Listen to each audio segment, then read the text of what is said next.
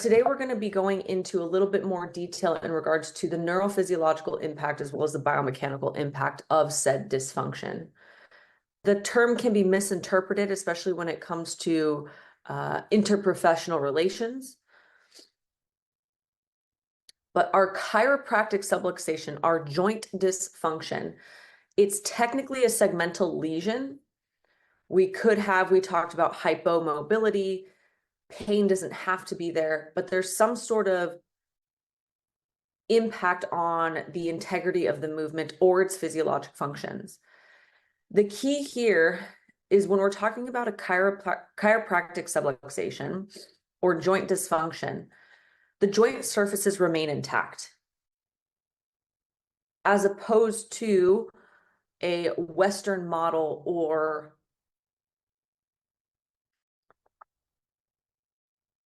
a traditional model of subluxation. When it comes to Western medicine, we think about subluxation as being a complete dislocation, and that's not what we're referring to here. We're talking about those joint surfaces still remain in contact, but there's some sort of dysfunction happening within them. That joint complex dysfunction, we know, involves all the surrounding structures within that complex. So not only just our bony structures, articular surface wear, but also the muscles, ligaments, connective tissue, blood supply, and nerve supply surrounding those areas. We talked about how it exists in some level in majority of the population. But the common theme of multiple chiropractic models, and that we'll see when we kind of cruise through them, we all agree that there's some sort of neurophysiological imbalance that happens because of that dysfunction. Sounds like a good quiz. And final question, the common concepts the common definitions or common ideologies that are within all subluxation concepts, joint dysfunction and otherwise, there's some sort of kinesiologic dysfunction.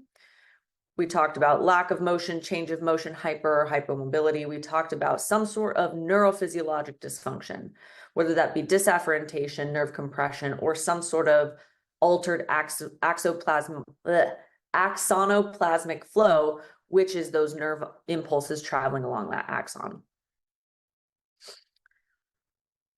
There is some degree of influence on that nervous system. We have three components or three elements of that particular lesion. Again, this is review. We went over this last week as well. We have mechanical changes or a mechanical change that could be responsive to mechanical treatment, such as mobilization or adjustment, whether that be static or dynamic changes. We can have local changes in the biochemical processes. That includes inflammatory processes as well. And we can have functional and pathological changes.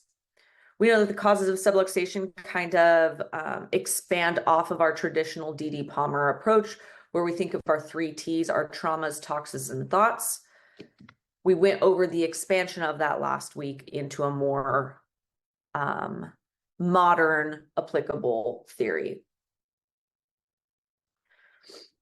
But when we think of like the neuropathophysiology of a vertebral subluxation complex, that's what we mean by VSC. We know that there's some sort of sustained receptor activity. We think of this as our disafferentation. When we have a restriction, let's say, some sort of dysfunction within that joint complex, that sustained receptor activity, or we know that as central sensitization, typically occurs at this dorsal horn. So make note that it's typically at that dorsal horn.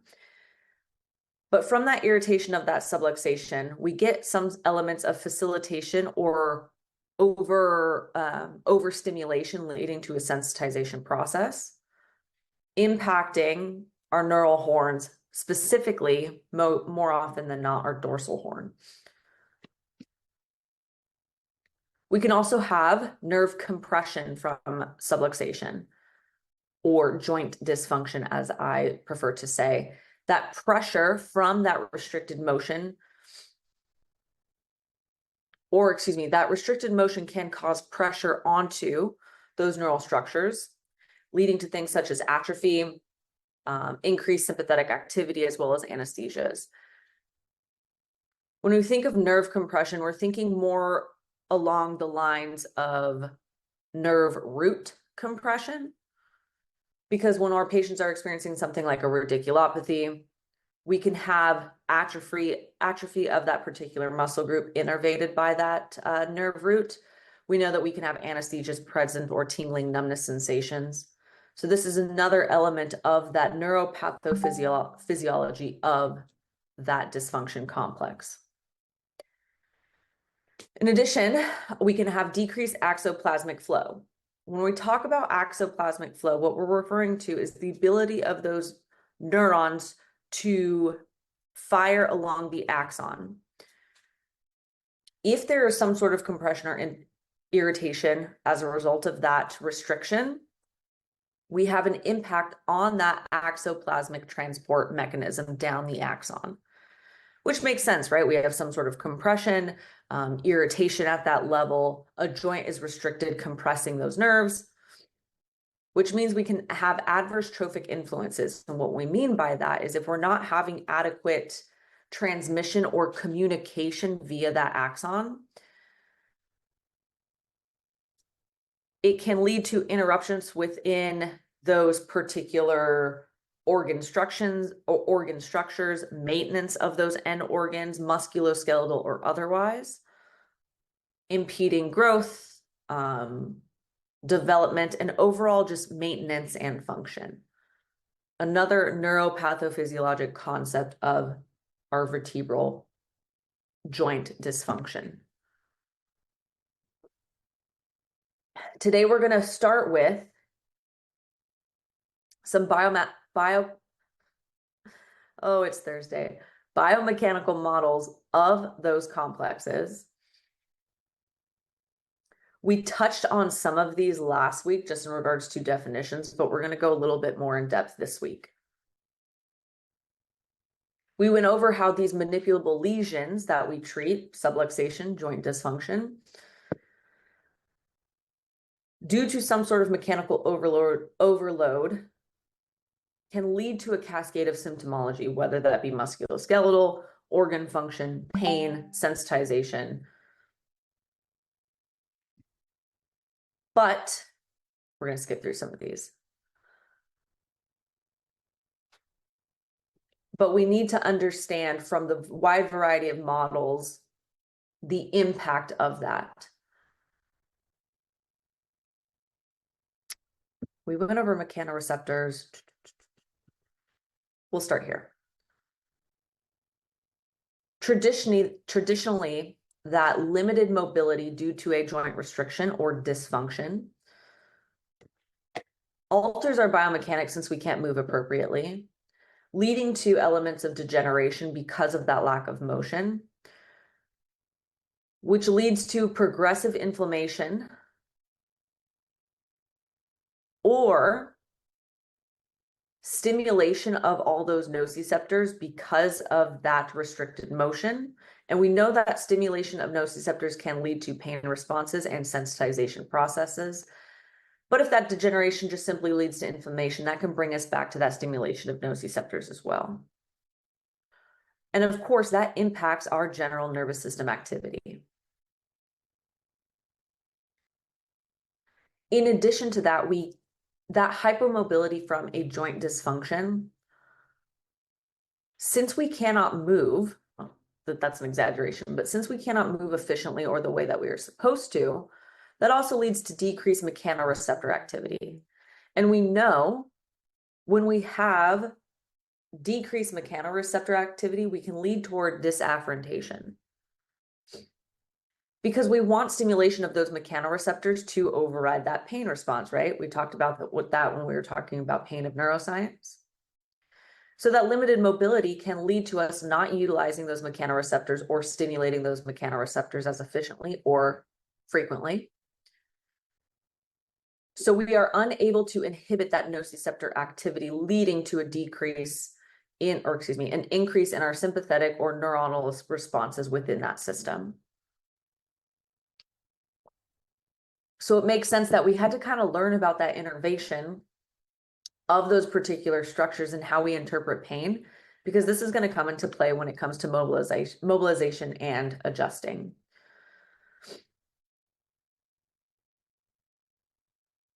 We learned about trauma last week in regards to the most common cause of joint dysfunction, because that trauma or micro trauma repeatedly over time can cause some elements of failure in the surrounding ligaments, joint capsules, and discs, damaging those collagen fibers and mechanoreceptors, leading to de or disafferentation because we have that disturbed mechanoreceptor stimulation, which leads to increased pain responses and, I did not give a thumbs up, increased pain responses and stimulation of nociceptor activity.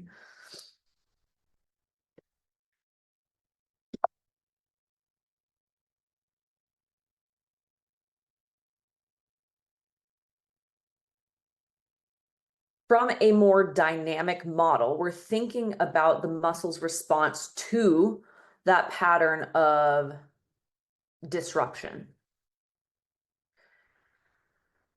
So that pattern of traditional or normal muscle response is corrupted, interrupted. We might have recruitment of other spinal muscles to apply some sort of stability, which impacts our range of motion and just our general kinematics if we have some level of joint dysfunction. That disturbed motor control just from that limited motion can lead to altered load, stresses, and strains. Right here, we're referring to compensation or compensatory patterns. If I have restricted area in, or excuse me, restricted range of motion in one area due to some sort of joint dysfunction, I'm going to start taking on loads elsewhere, whether it just be microscopically from the corresponding superior end plates. But that altered load and altered stresses can lead to injury or subfailure of corresponding spinal ligaments and those corresponding mechanoreceptors.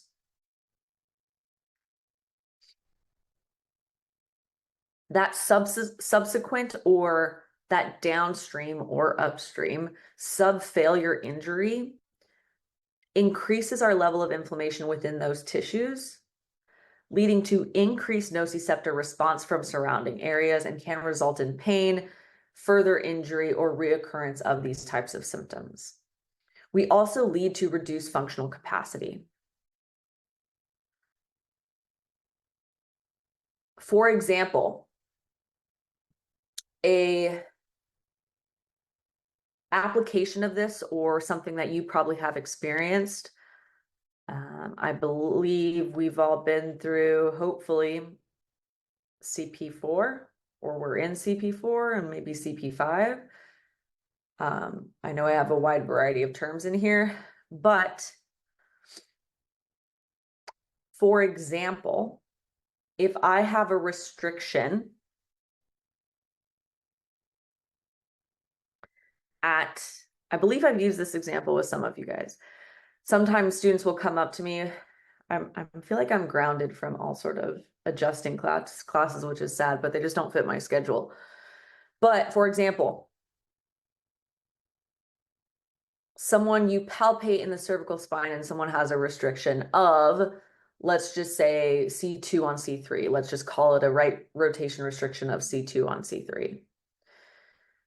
And you're having a difficulty adjusting it, or you've adjusted it on your patient before and they still come in the following week, or maybe it was one of your partners and students in class, and then they come in the following week and they say, oh, I'm still having that pain in my occiput or the back of my neck or my upper traps, et cetera. And you're like, oh, well, I adjusted it.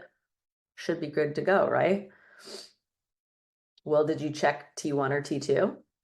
Right? Maybe that actual true joint dysfunction is coming from T1 and T2, maybe even T3, and you haven't even looked at it because you're not looking above and below, and that C2, C3 restriction is actually a compensation result from that T1, T2. In practice, I've had many patients come in who are saying they went to a chiropractor. Oh, he always adjusts my neck all the time, but it never got better, et cetera, et cetera. And so most of the time, I would say more often than not, on those particular patients, I've only focused on upper thoracic, and their neck pain ends up actually decreasing, right? Because I'm actually treating the root cause of that subluxation or that joint dysfunction that might have been coming from below, not necessarily the one I found. Hopefully that makes sense. I think I've talked about that with some of you guys. And that applies to lumbar spine, sacroiliac, sacrum, iliofemoral, right? That applies to all things. And that's what we're referring to in regards to this kind of dynamic model of joint restriction. And those compensatory things above, below, peripherally can lead to a wide variety of arthritides, progressive dysfunction from a musculoskeletal standpoint. But if we address those restrictions and restore motion, we can help a wide variety of things. So research has shown that different types of pathoanatomical disorders can be helped by spinal manipulation or adjusting. Keep in mind that when we refer to spinal manipulation, I am also including those grades 1 through 4, not just an HVLA grade 5. Certain elements of degenerative spondylosis, discogenic pain, obviously from a disc herniation or protrusion standpoint, spinal stenosis, although you should be very careful and be thorough with your examination when it comes to things like this. Facet arthrosis, very, very manipulable or can be aided, assisted in that decrease of pain from an arthritic standpoint. Radiculopathies as well as spondylolisthesis. Keep in mind that when we're talking about things like slippage of the vertebra, you're never adjusting that slipped vertebra, okay? That's why it's important when it comes to your palpation and things of that nature, because if someone has some sort of slippage or spondylolisthesis, let's talk about L5S1, I'm not going to keep pushing L5, right? That should be common sense, for lack of a better phrase. That should be common sense, but when we are addressing things like spondylolisthesis, we're typically doing things like mobilization or addressing above and below that listhesis. Keep that in mind, but you've probably already been over that in CP4 as well as clinical reasoning, I would hope. But remember those spondy moves, those mobilizations are great for listheses. So when things like that walk into your office, remember that you have a larger toolbox than you think, right?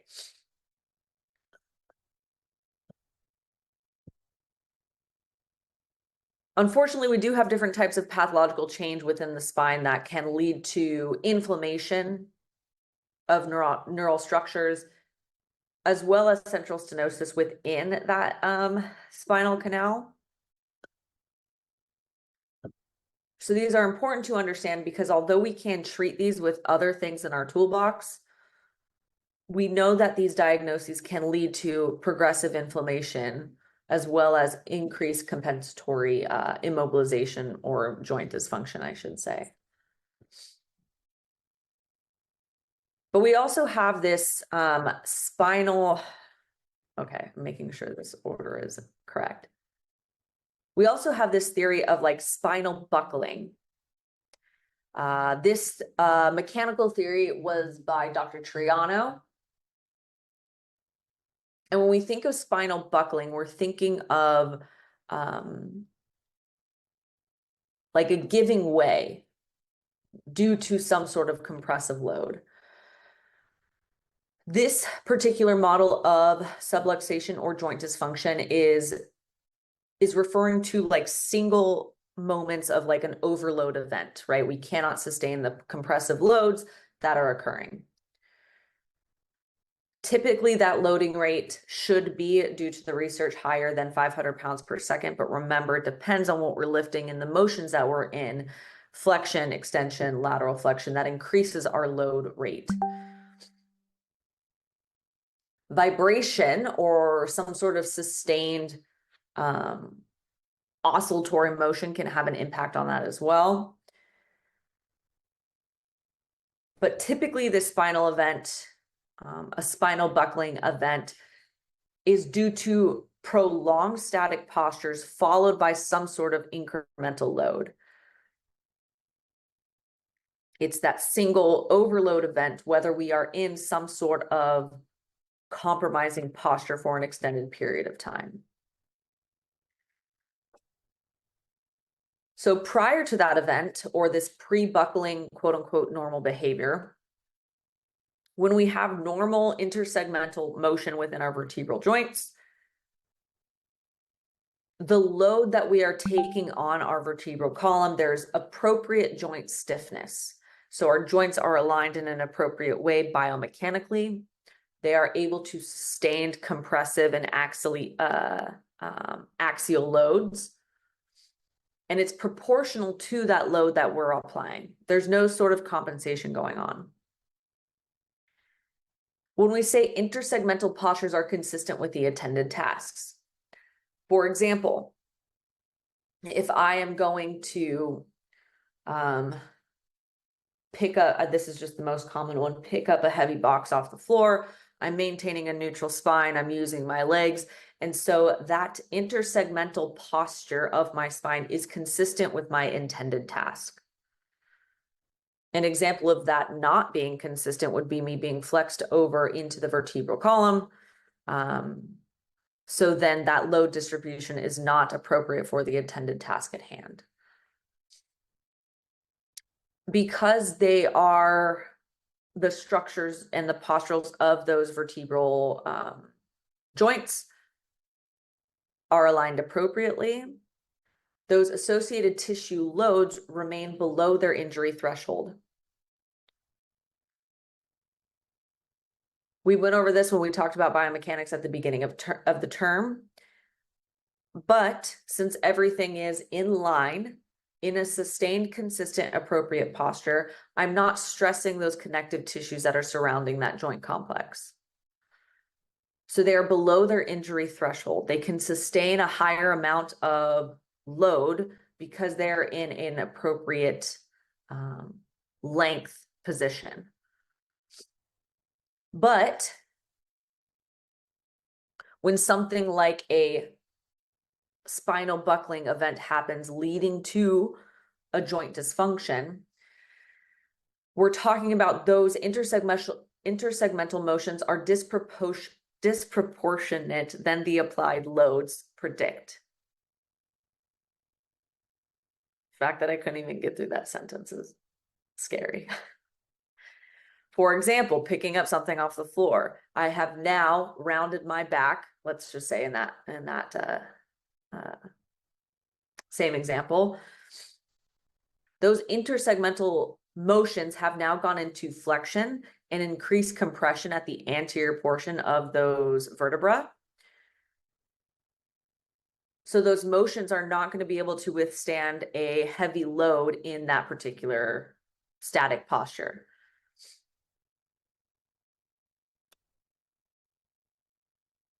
It buckles because it exceeds that normal range of motion that it needs to go through because of those compromised motions. Those intersegmental postures are not consistent with the intended task. Now, there are some theories, since we're talking about picking up things off the floor, we should be strengthening those interspinous ligaments, our joint capsules by going through flexion mechanisms. Our spine was designed to do that. but you have to be sure that you are prepared to do it with the intended task at hand. After said buckling event, it resembles the pre-buckling behavior, but since a buckling configuration or buckling event occurred, there might be some sort of joint dysfunction following it. We can have increase in those stresses of those musculoskeletal systems and connective tissues that surround it. And the symptoms that someone's going to experience depend on the type of tissue that is being damaged due to it. Resolving buckling behavior requires application of external force or some sort of moment in the form of movement, exercise, manipulation, or adjustments. Because if we have sustained an injury within those structures, and we now have some sort of loss of motion or increased range of motion in an improper direction, being able to stabilize that area or provide motion depending on the extent or the tissues involved in that injury is imperative.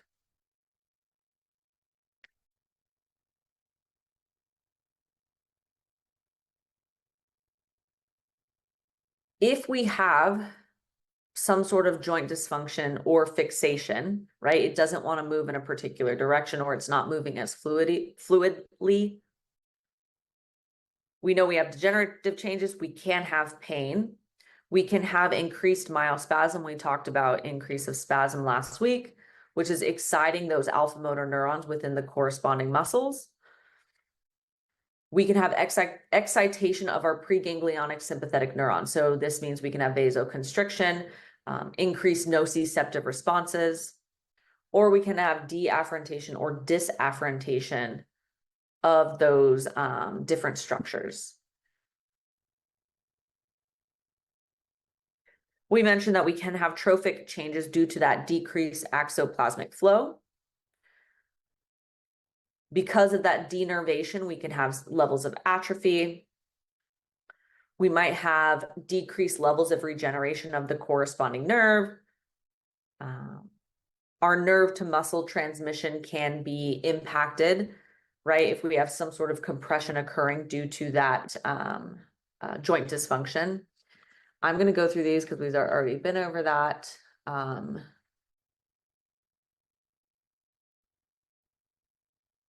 Saying the same exact thing from a traumatic standpoint, again, just a different graph to show you these types of things. We also have a biomechanical model. We talked about meniscoid entrapment when it comes to restrictions last week. We're referring to that little meniscoid here in between our zygapophyseal joints. So the theory of some sort of meniscoid entrapment occurring due to joint dysfunction, that's going to increase that capsule tension, right? If something can't move, if that meniscoid is entrapped, we're going to have increased tension within that capsule. Keep in mind, change this to decreased. Because of that tension, we're going to have decreased mechanoreceptor activity within that joint complex. So change this to decreased. That tension is going to lead to decreased mechanoreceptor activity, followed by increased nociception. We know that's our disafferentation. And because we have some sort of hypomobility due to that entrapment of the meniscoid, it can lead to development of capsular adhesions or scar tissue buildup within that capsule. This is, or obliteration of that joint cavity. So we have complete restricted motion of that joint complex.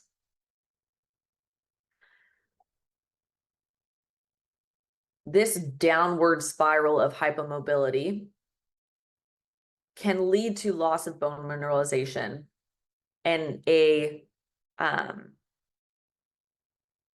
irregular balance or loss of balance of that osteoblast osteoclastic activity, because we need proper load and motion in order to stimulate bone growth and mineralization. So decreasing that mobility, leads to loss of bone minerals and the progressive mineralization, which can impact and increase our degenerative processes.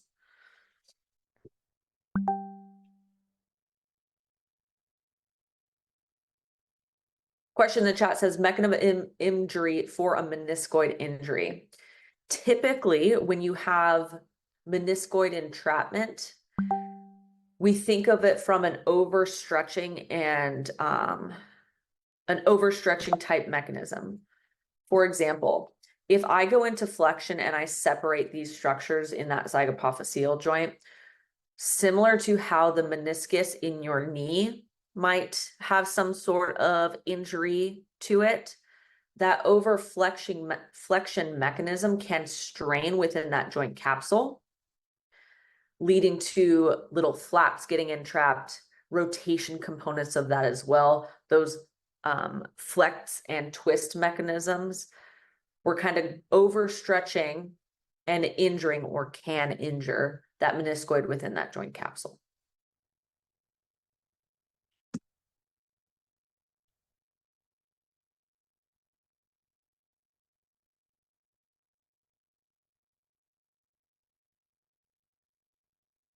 Meniscoid entrapment can also be very similar or present similarly within this theory as something like a disc herniation or a bulge posteriorly, whether that be right or left. Let's say someone has some sort of meniscoid entrapment injury to that zygapophyseal joint on the left-hand side. In order to avoid compression of that, someone might be presenting with a right antalgic lean. Similarly to a posterior lateral disc protrusion or disc bulge on the left-hand side, to avoid compression of that, someone may be exhibiting a right antalgic lean as well. Again, these are just theories of or models of those joint dysfunctions.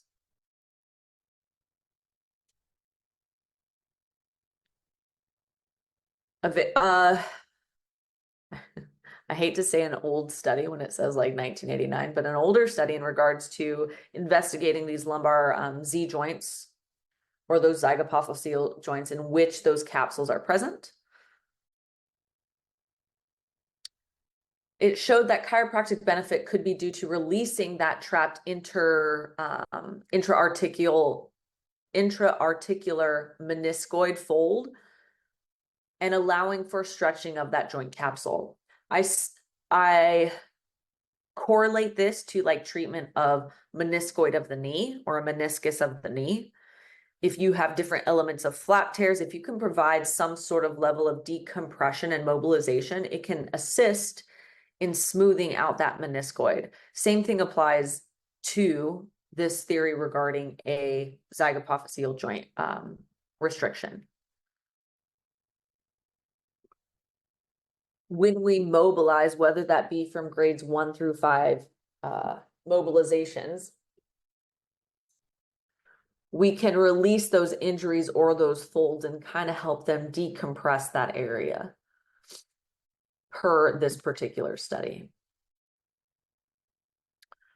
And you'll kind of see as we move our way through these different models of joint dysfunction and segmental dysfunction, they all kind of say similar things with different focuses, right? So the core model, KORR, not CORE, model of segmental dysfunction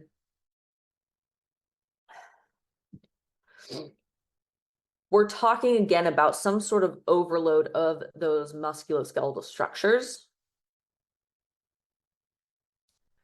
For example, we have our central nervous system telling our skeletal muscle to contract depending on what we want to do. But at the same time, if we're undergoing and responding to some sort of level of force, those external forces are still going to push our segments together or add some sort of compression mechanism. Because we are trying to compensate for some sort of external load, our CNS, our central nervous system, is obviously going to tell us to recruit more motor neurons because we're responding to that load being placed upon us. That compression mechanism, or that response to that overload, the muscles are trying to resist that type of compression within the intersegmental joints. And even though it's trying to resist, that muscle is going to be stretched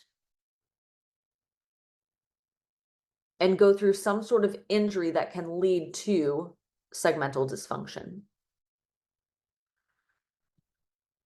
This core model of segmental dysfunction is typically correlated with alpha motor neuron recruitment because we're trying to compensate for that load. So we're increasing that recruitment of our motor neurons.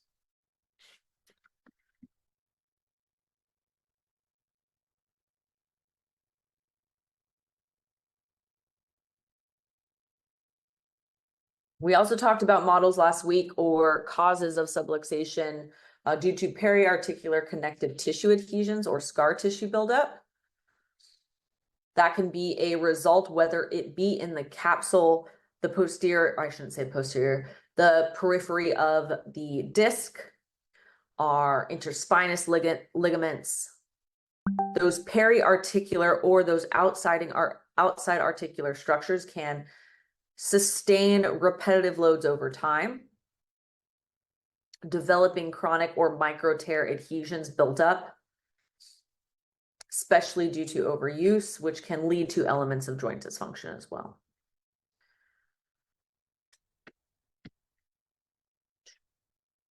Hold on, let me kind of skip through this.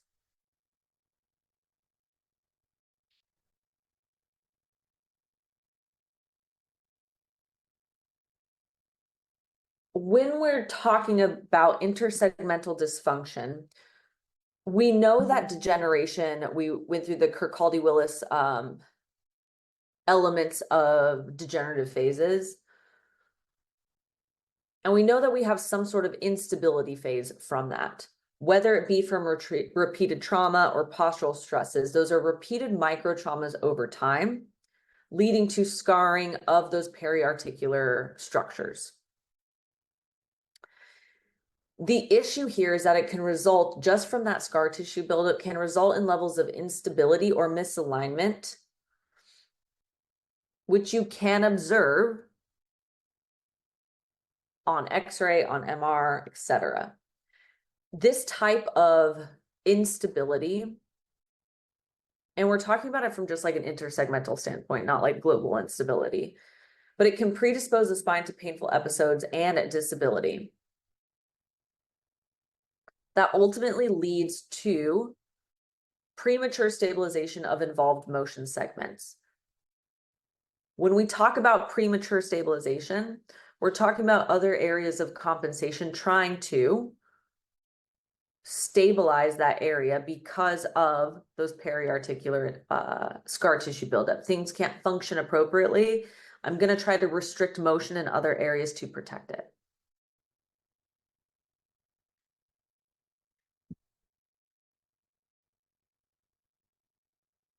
And when we think of that, like intersegmental instability due to periarticular adhesions, it's occurring from traumas, micro traumas, some sort of progressive postural strains if we're sitting in certain motions for a long time or standing. That includes poor body mechanics or movement, might be due to other injury, age-related degenerative processes like severe osteoarthritis, or progressive degenerative disc disease as well.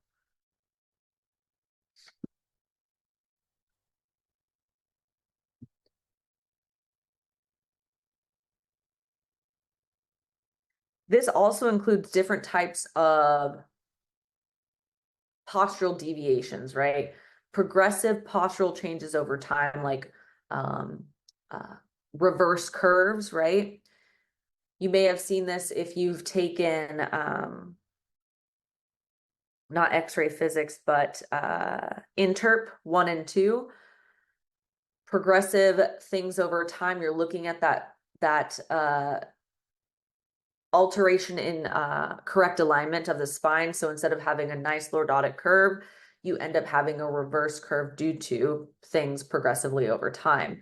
This can also lead to things like significant degenerative joint disease